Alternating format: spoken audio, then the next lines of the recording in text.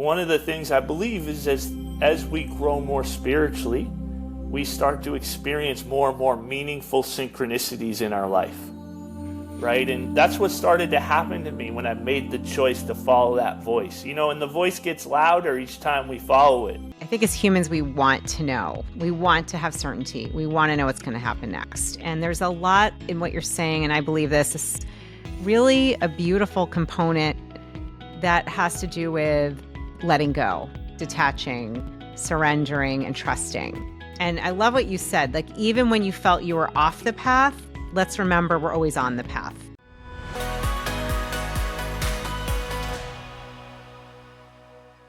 Hello, soul friend. It's Julie. I'm so excited you're here. So this conversation goes deep into ascension redefined. You are not going to want to miss this conversation, as well as all these different ways and gems and how to access your intuition.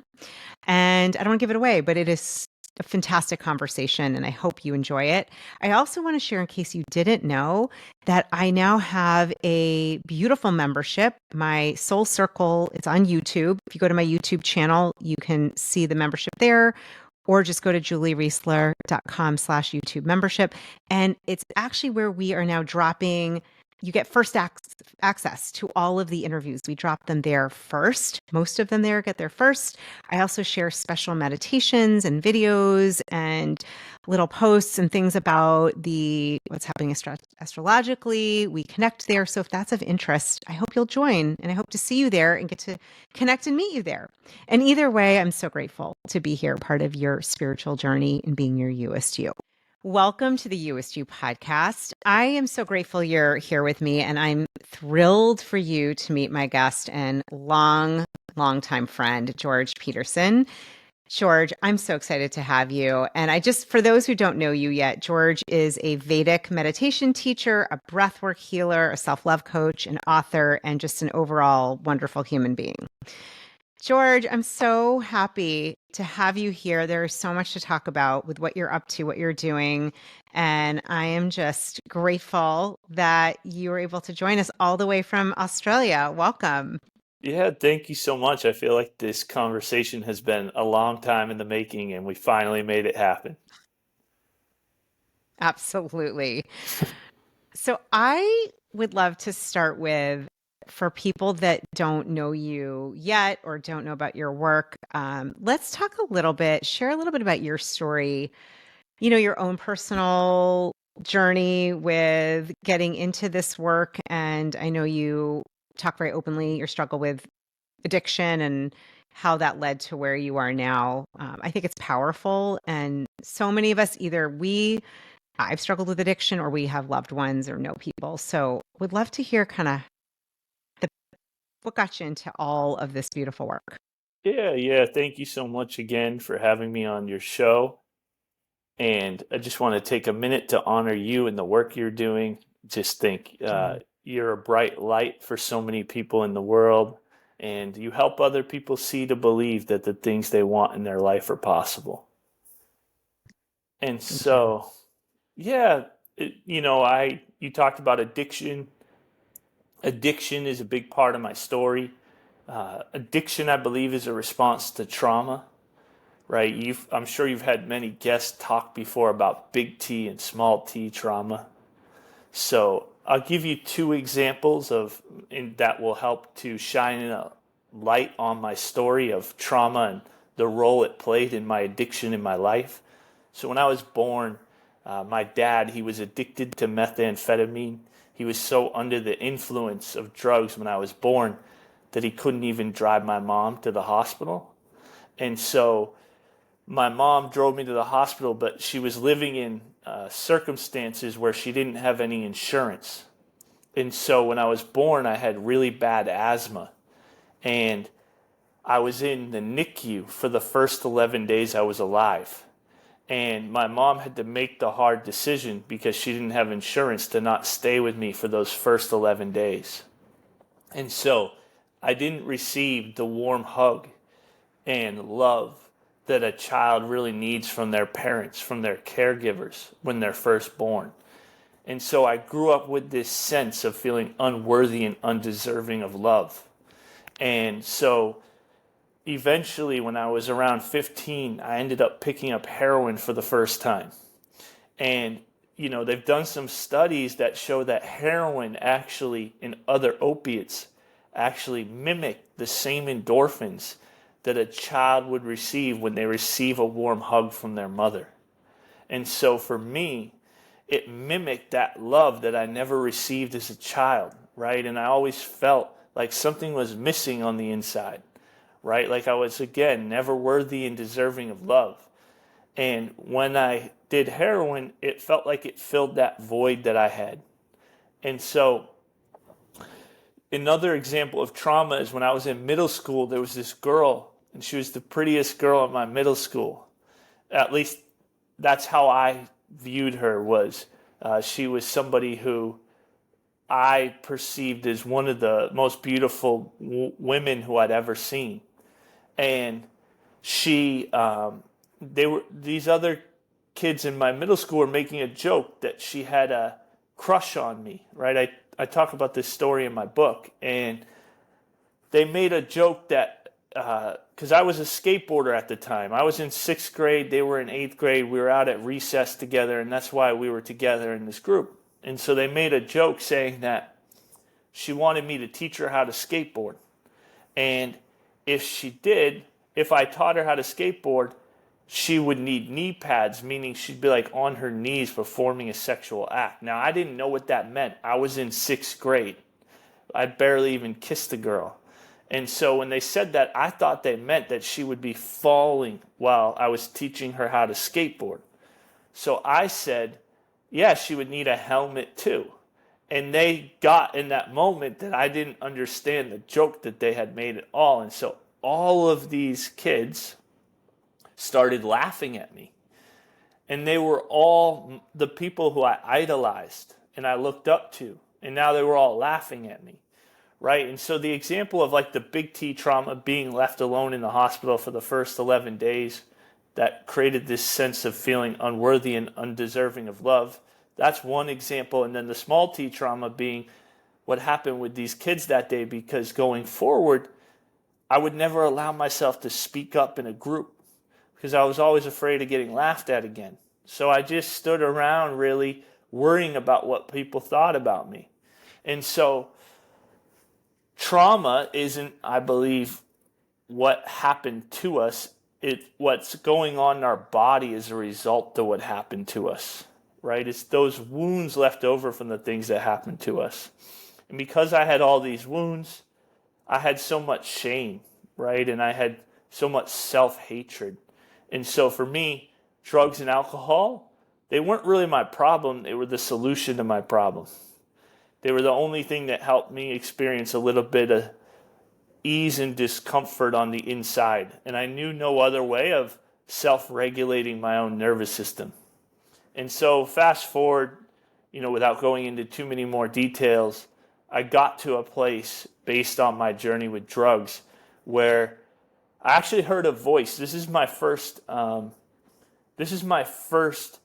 really clear experience of hearing the voice of my intuition. So the way I sort of talk about it is there's a lot of ways we can experience intuition, but there's 3 main ones, which are clairvoyance, clairaudience, and clairsentience. And clairsentience being like you have a fine level of feeling inside about something. Clairvoyance being like you see things. And then clairaudience being you hear a voice, right? Or you hear things. And for me, I've always been most deeply connected to my intuition on the level of clairaudience. I hear this voice. And this is the first time I remember clearly hearing the voice. And it said to me, you can keep going on the way you're going and die, or you can get some help. And I chose to pick up the phone, call someone, and get some help. And that's what started the journey I'm on today. Thank you, George, so much, first of all, for sharing so vulnerably. And I think it's also important for everyone listening, the distinction, right, with different trauma, right, the capital T, the lowercase t, and really distinguishing how and getting that our bodies, they don't get a memo that says that was a capital T trauma, that was a lowercase t trauma. It's still, there's a dysregulation in your nervous system. There's still your body is responding and reacting to both of the traumas and to the other that you experienced. I want to talk a little more about this, your intuition. We talk a lot here about intuition and connecting to this greater intelligence. I think it's one of our most important gifts that we all have. And I'm super passionate. I know you know this. We've talked a lot about it because it's been a lifeline for me. I know for you and for all of us. It's our free birthright lifeline to divine intelligence. So let's talk a little bit more. So you got this clairaudient voice that said, gave you the choice. It sounds like it was very clear. You decided to get help. Was that the first time you remember hearing your intuition? Tell us a little bit more how it started to develop from there on as you got help. Yeah, I'm sure that wasn't the first time, but it's the first time I clearly remember really hearing a voice that was different than my own thoughts, right? It was clear as day that something had just spoken to me. And, it was like, it almost shook me, right? It almost made me a little scared, like, whoa, like who just said that? I'm in this crowd of people and I just had the last drink that I've had, which was on August 6th, 2011. And it was just like I felt dead on the inside from one sip of alcohol. And I just heard this voice that said, you got to ask for help, is essentially what the message is. And it was clear as day. That was what I had to do. And so, what started to happen and develop after that was my journey, and I know you probably talk about this on your podcast a lot too, consists of a lot of synchronicities, right? I can clearly see, right, that life has been going down for me, not to me this whole time. And one of the things I believe is as we grow more spiritually, we start to experience more and more meaningful synchronicities in our life, right? And that's what started to happen to me when I made the choice to follow that voice. And the voice gets louder each time we follow it, too. And, it led me to getting back into meditation. I tried meditation before, and then I decided to join this 21-day guided meditation series. And through meditating every day, that voice of my intuition started to get turned up a little bit more each time I would meditate. And eventually I learned Vedic meditation. And one of the things I teach and I've wrote about in my book is that, we all have a bunch of voices vying for our attention. Might be the voice of the ego, might be the voice of trauma, might be the voice of other people's opinion. And then we have the voice of our intuition. Sometimes it's called the heart voice, right? Some people call it the inner guidance. Some people call it the voice of God, but we all have that inside. And my experience was that when I learned to meditate, it's not that those other voices completely went away. It's just that meditation turned up the volume on my intuitive voice louder than all those other voices. I love what you're connecting here. Is actually one of my questions, is the relationship between intuition and meditation. I've experienced this personally, and what you're saying, and I love this, is for all of us, right? We are going to have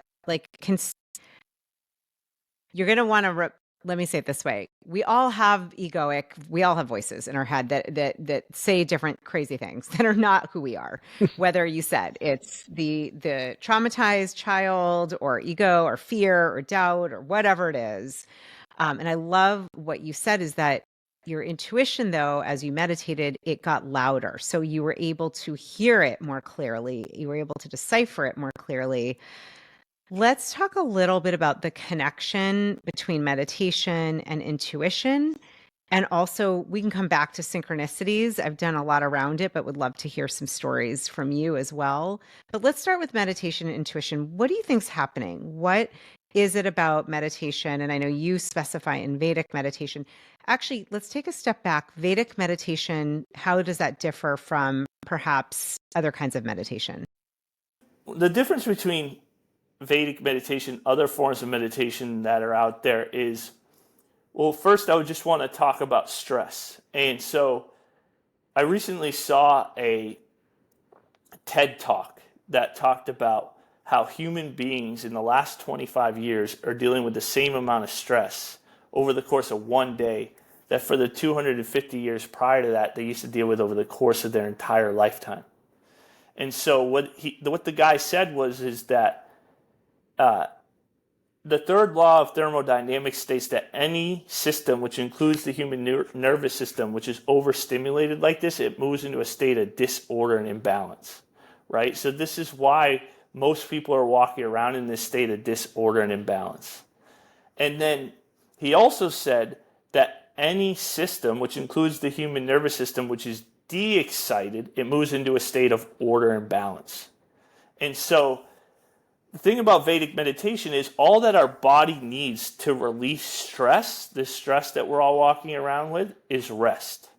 And they've actually done studies on Vedic meditation that it actually has been scientifically proven to give your body rest up to 2 to 5 times deeper than the rest you can get while you're sleeping. And so why Vedic meditation is so powerful is because as we start to allow our body to rest this deeply, it can start to release the stress and the tension and the fatigue that's stored inside of it. And this actually goes right into your question on intuition and meditation, because it's really that stress that we have stored in our body that's keeping that voice of our intuition still and small and making it hard to hear. And so as we start to release that stress or launder that stress out from our body, that voice of our intuition goes from a still, small voice that's hard to hear to eventually becoming a voice that's so loud and clear, it's almost impossible to ignore.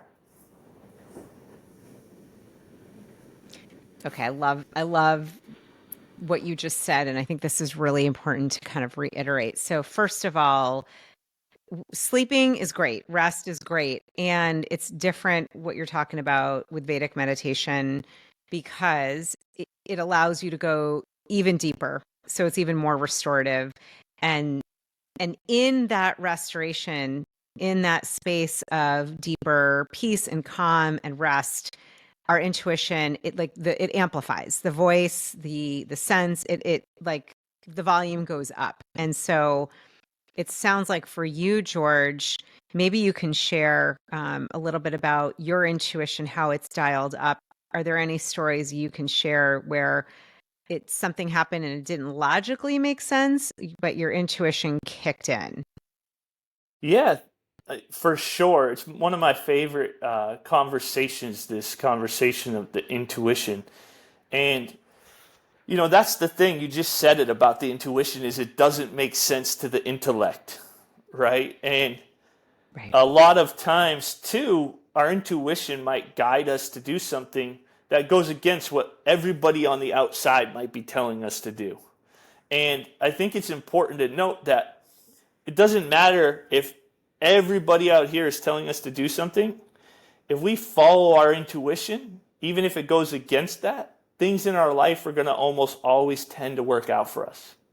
And the opposite is true, where if everybody in our life is telling us to do something and we go with it and we don't follow our intuition, things in our life are going to almost always tend not to work out for us, right?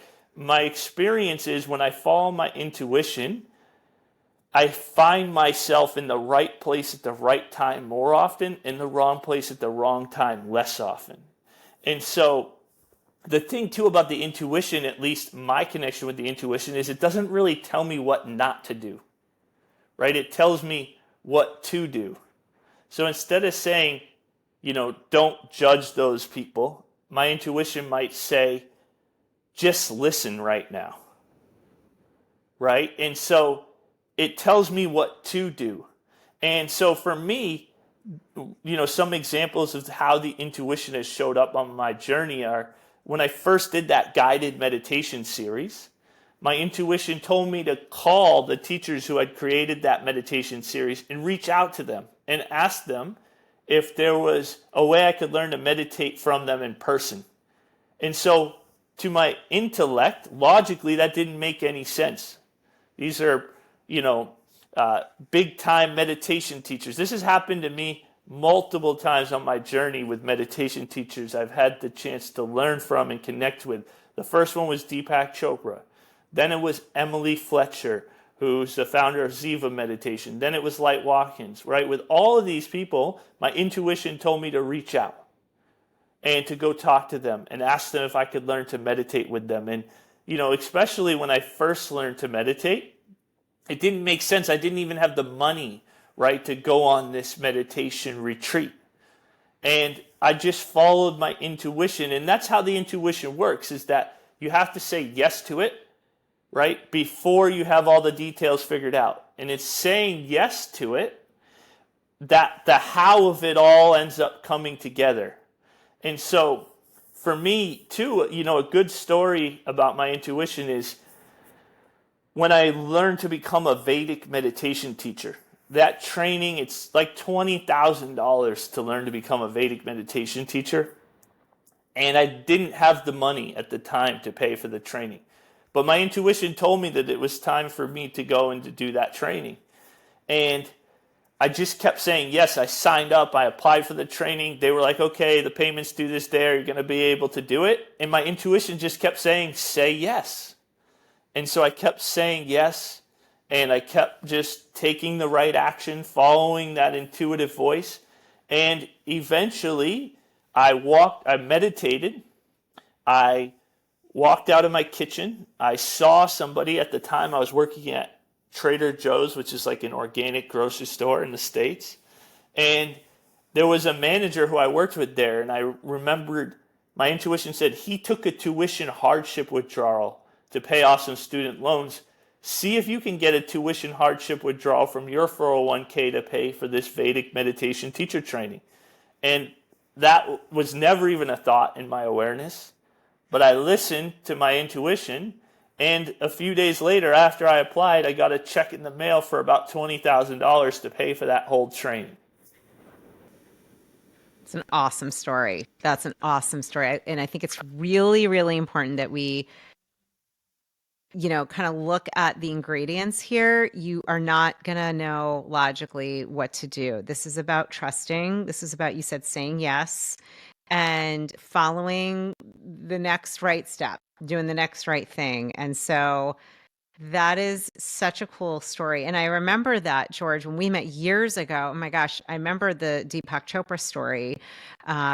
And what's so cool, and then Emily and with Light's actually been on the show because you had studied with him and connected us, which was so lovely and kind. He's wonderful. We love Light Watkins. And you are now bringing this to the world. This is what you do. Talk about, so now you're in Australia. Just to kind of fast forward a little bit, you were living on the East Coast. Like, this was not the plan originally. How did you get to where you are? Where has your intuition taken you recently that maybe you had no idea it was going to take you to?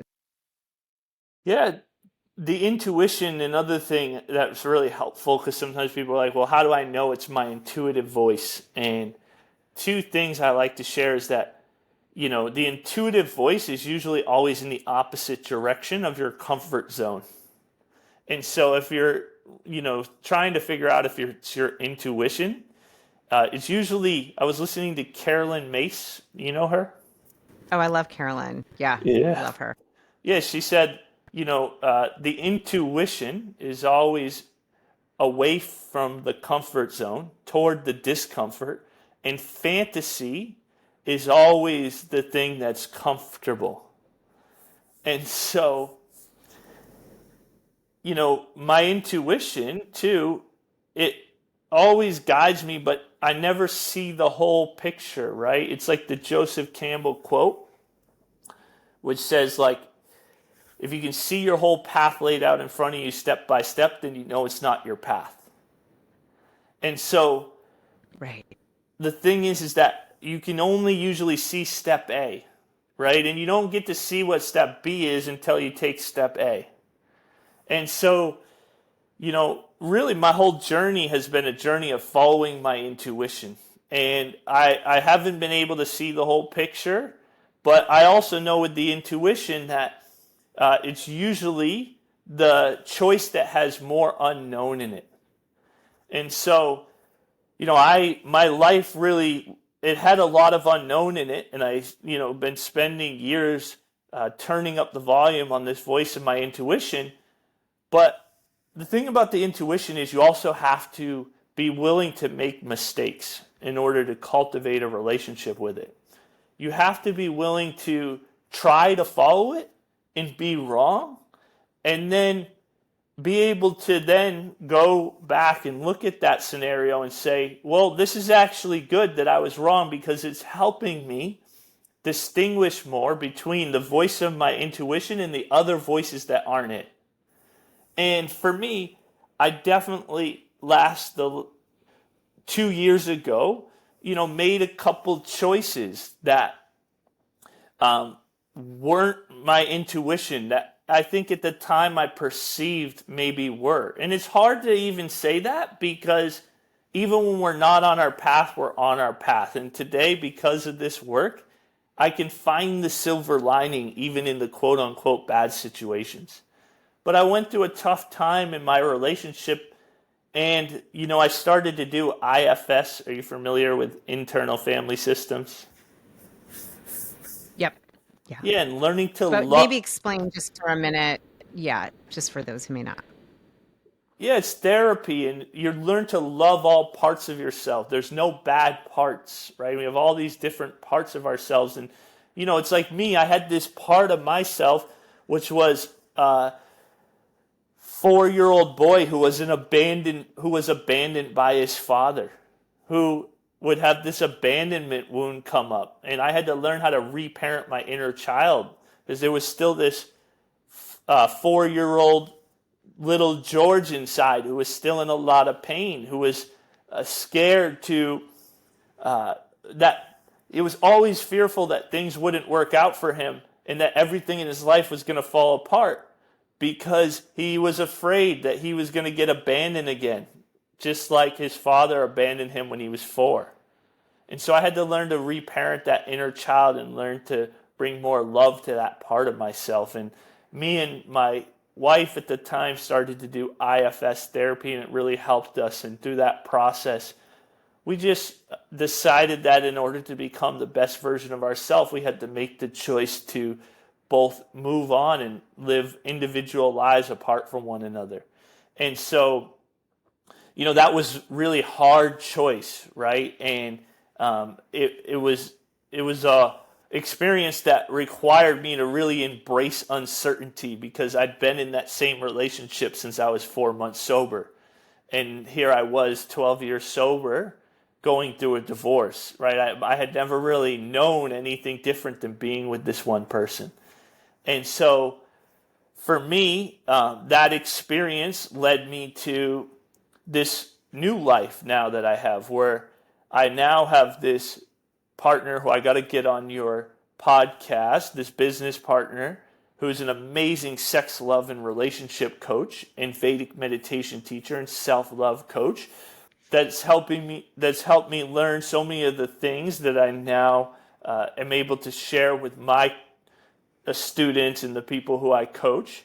And her name's Jo Amore. And so we ended up deciding we were going to do retreats together, Vedic meditation and breathwork retreats and self-love coaching. And then I was kind of trying to figure out where I was going to go, because I'd been living in Boston at the time. And she said, well, we're already doing a retreat in Bali. Why don't you come to Australia? And so, again, that's how I ended up here. But I couldn't see the whole path. I just kept following my intuition, doing the inner work, and through a lot of synchronicities, I ended up being guided here.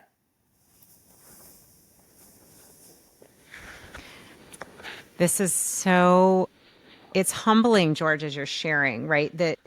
I think as humans, we want to know. We want to have certainty. We want to know what's going to happen next. And there's a lot in what you're saying, and I believe this is with my own experiences too. There's really a beautiful component that has to do with letting go, detaching, surrendering, and trusting. And and I love what you said. Like even when you felt you were off the path, let's remember we're always on the path. I think that's like a good call out for all of us. If you're, as you're listening, even if it feels you're off the path, you're always on the path. I love you. I know you have a synchronicity around Australia. You shared this with me when we caught up about your toiletry bag or the bag that you had. Can you share like some of the signs and things that came up for you that was like, oh my gosh, I didn't even notice this before? I thought it was really cool. Yeah, yeah, it's so crazy the things that happen. Again, I think one of the biggest blessings is today I can find the silver lining even in the quote unquote bad situations. I think one of the biggest things about my divorce is I really had to learn to feel my feelings, right? And in a bigger way than I ever had to before, and do that sober. Um, I talk about how things get revealed we have to feel, and this is how we heal. This is sort of the sequence, right, that allows us to heal. As children, I think that we know how to heal and we know how to feel our feelings, and we allow the energy and motion, the emotions that we're holding on to fully process, right? So they're not storing themselves in our body and we're not holding on to them. But then what happens is maybe we experience trauma. I'd been carrying it around for 3 or 4 years. And then I got here one day and I was reaching in it to grab my toothbrush to brush my teeth. And I realized that this bag I'd been carrying around for 4 years said Sydney, Australia on it. And I was living in Sydney when I realized that. And so again, I think the more we do this work, the more we start to experience more and more of those meaningful synchronicities in our life. Yeah, absolutely. They become louder, more in color. I'll add, if it's okay. I mean, I think this is because you have such a lovely relationship with your former wife now. What's even more kind of was funny to me, I was like, wait a minute, you're in Sydney? Your former wife was named Sydney. Like that was her name. This is like, and it's all good. It's all part of your story. I think that's just so great. So great. Yeah, and that's the thing is Yeah. like there was a lot of painful moments, but there's been a lot of beautiful moments for both of us that have come out of that experience. And she said to me the other day that like she is like there's not any part of her that's not grateful about the way that it all ended up, right? And it's like those type of moments really are so healing, I think, for everybody. Is it's going through a hard time and then coming out of it and being really grateful about what you went through. And I think gratitude is a superpower. And for me, yeah, I just even my business that I have now, it's thriving, and it's we just hosted a retreat in Bali, and we're going to Joshua Tree in January to host a retreat. We have a retreat here in Australia next month in October, and I have been able to too learn so much about coaching from Joe, which has just really allowed me to really. I'm doing a lot of alcohol-free coaching for people and helping people change their relationship with alcohol by learning how to heal their trauma, but also learning how to love all parts of themselves and to be able to have more self-love, right? Because that's really what it comes down to is, we have all this shame and there's so many things in our past that have happened to us that, we have self-hatred about, and how can we love those parts of ourselves more? And, when we really love the person who we are and we heal our trauma, in my experience, that desire to drink or to act out our addiction starts to naturally dissipate, and I was able to learn all this, all these things that are really lighting me up, just like meditation when I first learned it, because of this experience that I went through and this new business partnership that I entered in on, and now this new life that I'm living inside of right now in Australia. Mm. So I'll make sure we have all of your information just for anyone who's interested in the retreats, because you have beautiful retreats and offerings. We'll have that in the description and show notes and everywhere. And I want to ask you, George, from as you tune into your intuition more, I know that's like my favorite topic, one of the most important topics that I talk about here. And our community, like attracts like, right? So I'm speaking to you, beloved listener, wherever you are. Maybe we know each other, maybe we don't. Although I feel like I know you through these conversations, and there is this feeling, and of course, there's a lot around the astrological signs and things going on, that there is a real shift happening on our planet, higher, to raise consciousness, to become more focused on the heart and intuitive guidance. And I think of your You-est as really connection to your higher self, your sacred self, the eternal, infinite aspect of you and me and everyone.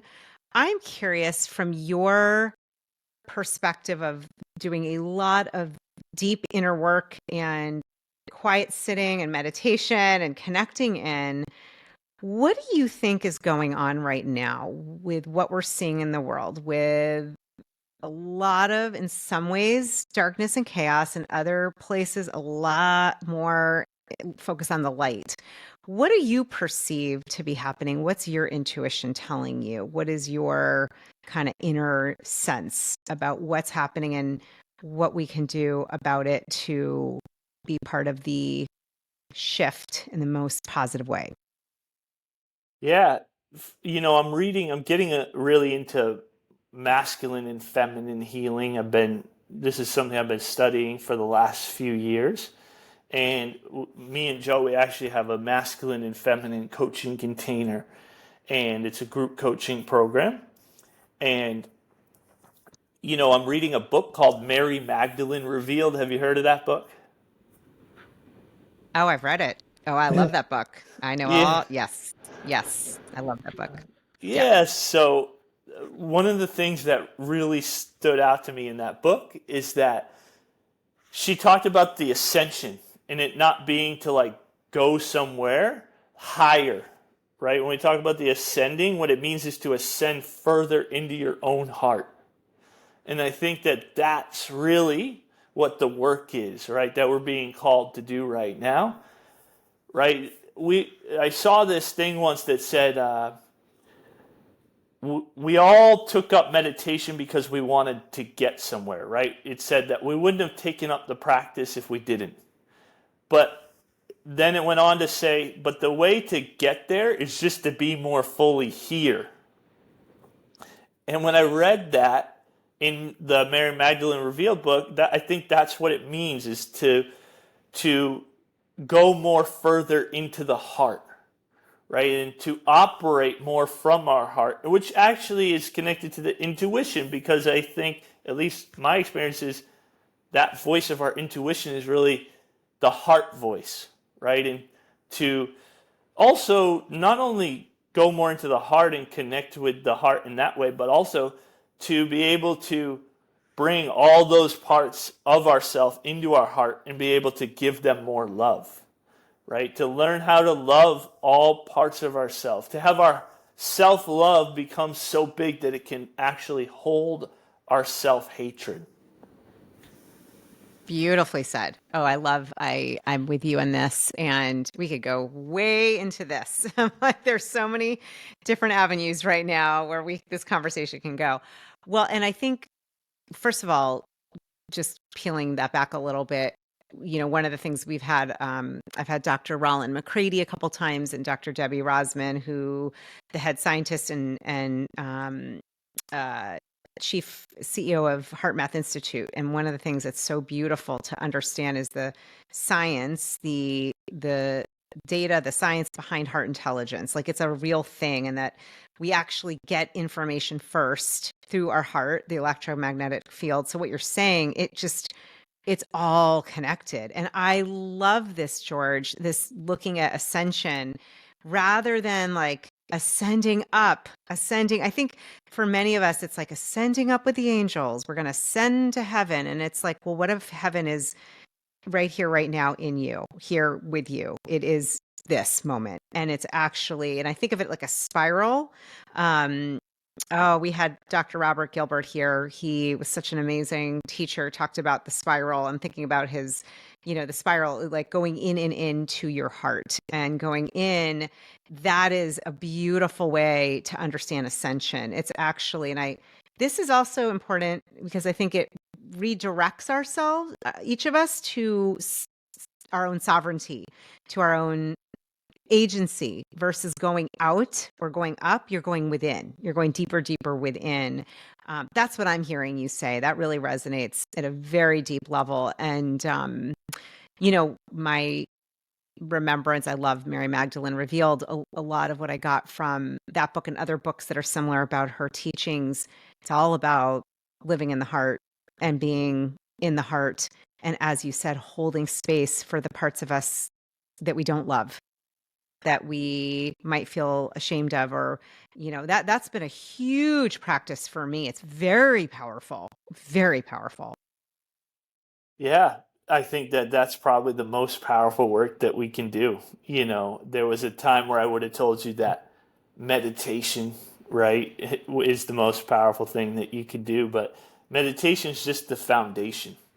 And it's what I call like the foundational tenet of my body of inner work. Like, I probably won't be doing some of the other things I need to be doing if I'm not meditating.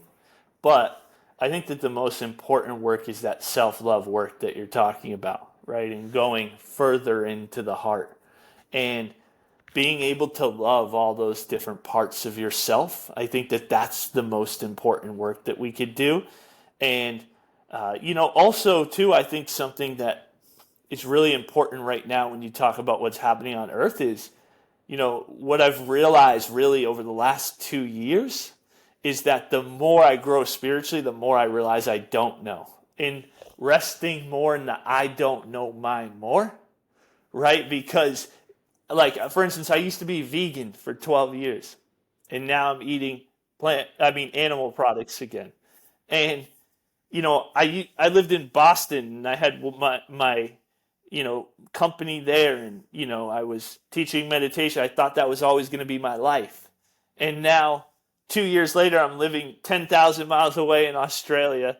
I'm not vegan anymore, and so I'm sitting here saying this, just also wanting to say that what do I know, right? Again, we want to be in that I don't know mind more, right? My teacher once said to me, I remember I was like, I didn't know what the spiritual ego was until I was made aware of it. But there was a period of time where I had a spiritual, and probably still do, but really it was like I had this spiritual ego that always felt like I needed to one up, right, the people I was in conversation with. And I remember I was explaining this to one of my teachers, Ali Bogard, who's played a huge role on my spiritual journey. She's an incredible meditation teacher, originally from Canada, out in New York City now. And she said, practice what happens when you become nobody, right? And I think, too, like, that work right there is very powerful. It's like, how can I be in that I don't know mind more and to ask more questions, right?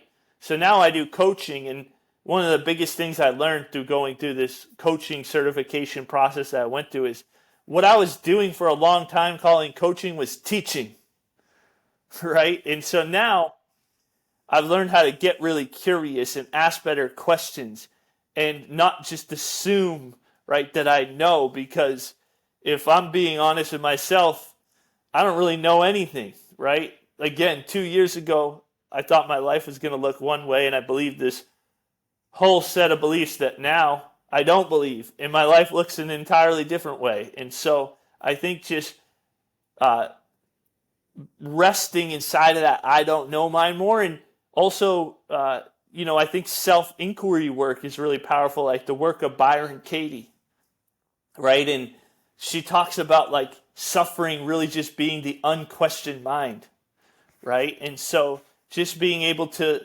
get more into that work of self-inquiry, right? Learning how to love all parts of ourselves more and to rest more in the I don't know mind. I think that if somebody was to do all those three things, you'd find yourself in a pretty good place in life. Mm. Yeah, this is I feel like you're highlighting some of the most important concepts that definitely we've talked about here and that are so important when we're really shifting from egoic mind to that space of divine love, right? Of who we really are. And the whole coaching oh my gosh, we could go into that, George, having studied it and done it for a long time. And I always laugh a little when I hear someone talk about coaching and they're talking about giving advice and teaching. And I'm like, well, that's actually not the way I was trained or you're trained, because it's actually the other person is the expert. You Mm. become the expert at listening, getting curious.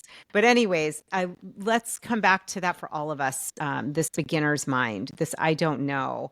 You know what? To me, it allows for humility and for divine guidance and possibility. Because the truth is, like, who knows? Maybe in 2 years I'll be in Australia or somewhere. I don't know. Who knows? I have no idea. You never know. You never know. I might join you guys.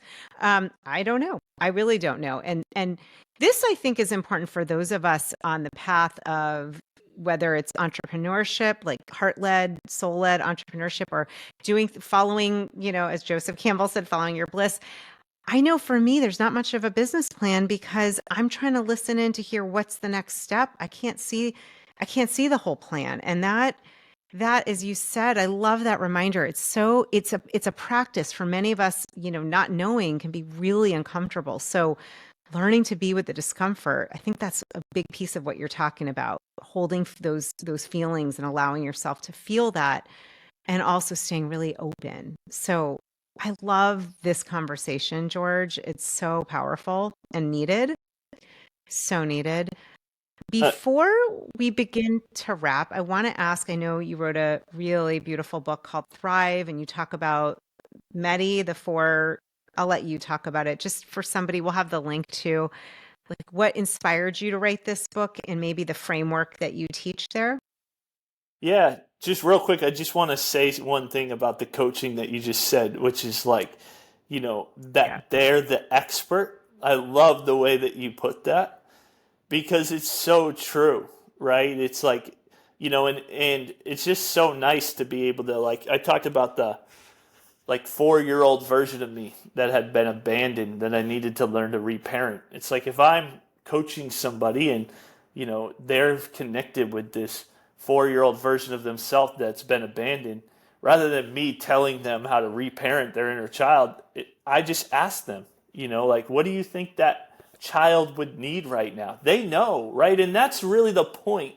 The reason I brought that up, that's the point of all this work, is because we're learning how, right, to become more self-referral, meaning primarily source what's right for you internally from your own inner guided system. That's what this whole conversation, that's what all this work is about. If somebody's guiding you to seek them for advice, you probably maybe want to find a new teacher, right? Really, Yes. your Yes. teacher should be guiding you to cultivate more of a relationship with your intuition so you can start to source what's right for you primarily internally instead of being object referral where you source what's right for you externally from the world around you. That's when everything shifted on my journey, is when I stopped looking for advice out here and I started pretty much not having to ask for advice anymore and listening to my intuition. Because here's the truth. The reason we ask for advice is because we want somebody to talk us out of what we already know we have to do, or we want somebody to convince us what we already know, right? And so the work really is to learn how to source what's right for you from your own heart, right? And we begin that journey by learning to love all parts of ourself. And because it's the shame and it's the pain, it's the trauma and all that that keeps us from hearing that inner guidance. And so that all connects to the book.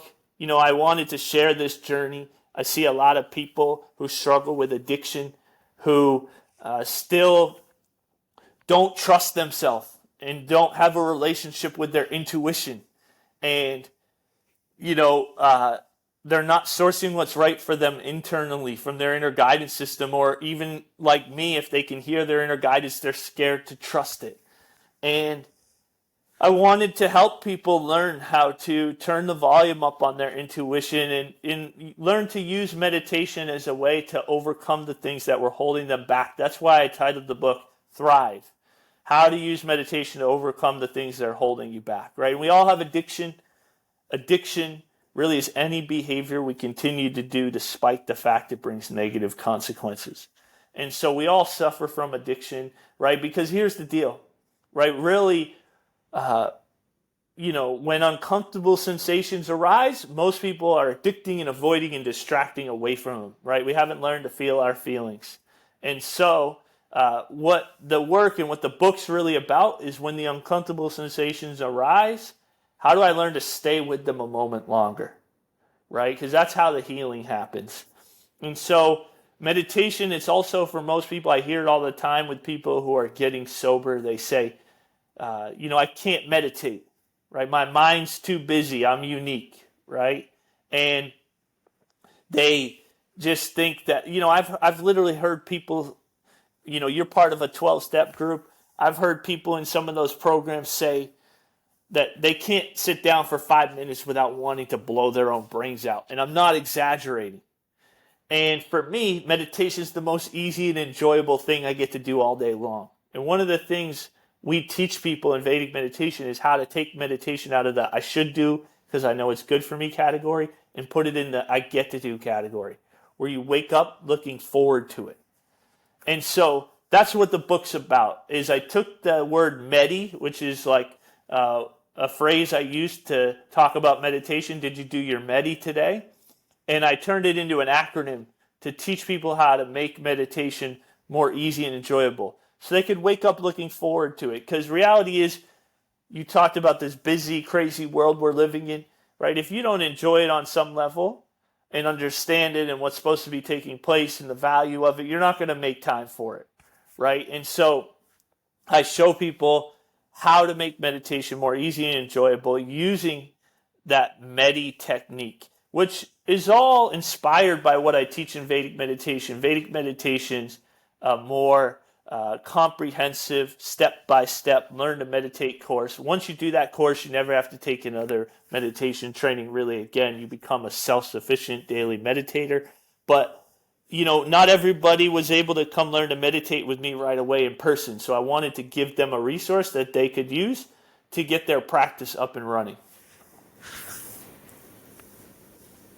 It's awesome, George. So amazing. And just having watched you and your journey, it's interesting. You early on, I just have to say this with meditation, it's been a game changer in my life. And I remember we connected, oh my gosh, I think through Hal Elrod and his community and our friend Jesse. And I just remember we talked about Insight Timer, and you connected me to Insight Timer, which helped me to get on there. I know you've been on there, and since then you've just really you kept following your inner guidance, and it's very cool to see what has emerged. It's like watching the divine paint, right? And like this paintbrush on this canvas, and I'm just watching this beautiful painting that keeps growing and emerging and evolving. And that's you. And the work you do, what you're teaching is so high in integrity, so pristine, so helpful. You walk your talk, you live it. And I'll make sure we have the links to your book as well, and just recommend anyone and everyone getting it, especially if you'd like to make meditation a daily practice, which highly, highly recommend. It's changed my life and my nervous system. And I know for sure with yours. Any last, we call them heart flares, which really is like your heart getting the mic, like an intuitive flare from your heart. Anything maybe that I didn't ask you, or just something that's coming through you intuitively, George, that you would like to share with our beautiful community? Yeah, well, I think just one thing I'd like to share is that, one of the things I like to tell people is is that I'm the most messed up one out of anybody. I just have chosen to do the work. And I think that that's really important because I think that a lot of times, like, we think that people in the spiritual community should have it all figured out. And reality is that, I don't think any of us have it figured out, right? And we're all making mistakes. And I think that it's just important to let people know, like, look, uh, you know, none of us have it all figured out. And that, you know, the only real difference between somebody who looks like they have it figured out and somebody who looks like they're still struggling is that you're willing to look at those parts of yourself that maybe somebody else might be addicting or avoiding or distracting away from, and get honest with yourself and get honest with others. And realizing too, this is something old that I used to say, but it's just coming through right now. Like, we can't save our ass and our face at the same time. Like, for me, it was just like I had to just, one of the most helpful things, I had to feel my feelings and do the somatic work. But I think it's also important to be able to talk about the things that are going on in our life. And, for men, the masculine, feminine stuff, having, men's group and women's, having women's circles, right, where they can just be really honest and raw and vulnerable about the things that are coming up for them, right? And this is Earth School, right? And we're on this giant ball floating through space, and I don't think I think we're all sort of fumbling through life, trying to figure it out. And I think that the tools like meditation and self-love and breath work is another thing I haven't talked about, which has been a game changer.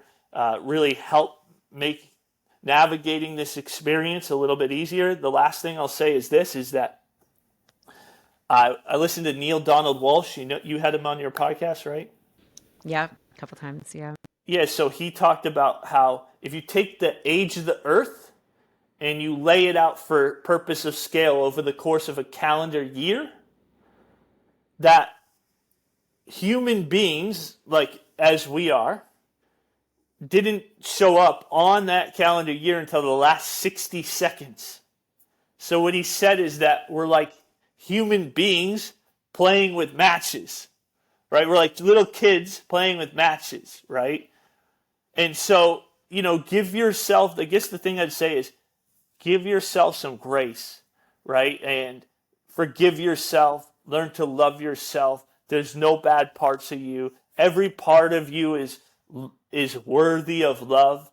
One of the things I'll do in the beginning of coaching is sometimes before I drop them in to the body, I'll just have them imagine this beautiful golden white light surrounding them, and just remind them, like, that every part of you in this session is worthy of love, always worthy of love. And, just to remind themselves that, there's nothing you feel shame about. There's nothing that's happened in your past or has happened to you or that you've done that's not worthy of love. And I think that, life is not easy, but, if you can learn to just bring more love to the different parts of yourself, I think that that's probably the most helpful thing that you could do. And if you struggle with that, find somebody who can help you learn how to love those parts of you that you might feel shame about. Oh, it's beautiful what you just said. I think that's the perfect place to really leave everyone, and really the most important. I'm with you on that 100%. And I just want to thank you. Thank you for the work that you've done, within yourself, on yourself, and the saying yes to your intuition, to following your inner guidance, to being a teacher, a guide, and for really being a champion of humanity. The last 60 seconds, I love that. I've read that. It was like, oh God, no wonder we are young. We are so young. But being a champion for greater light, for greater love coherence, heart coherence. And I think that's a beautiful way to leave all of us is you are worthy of love, all parts of you, all aspects of you. Doesn't matter what you've done, what the mistakes. I love when you said that. We are all worthy. And George, thank you for sharing your heart here, for who you are in the world. Can't wait to watch what's unfolding because it's always incredible with you. And just honor you as a soul brother and dear friend and light worker in this world. Thank you for being here and being you. Yeah, I just want to honor you. Thank you so much for having me on the show. Grateful to have this conversation together today. Thank you. Thank you. And I'll just end by saying to you, our beloved listener, wherever you are, near or far, maybe you're near George, maybe not, wherever you are in the world, just know that you are worthy. You are worthy of being loved, of all parts of you. And we just send love and light to you. And thank you for being part of this community. And it's an honor. It's an honor, with so much love for your You-est you always. George, thank you. Thank you. Mwah. Yes, so much love.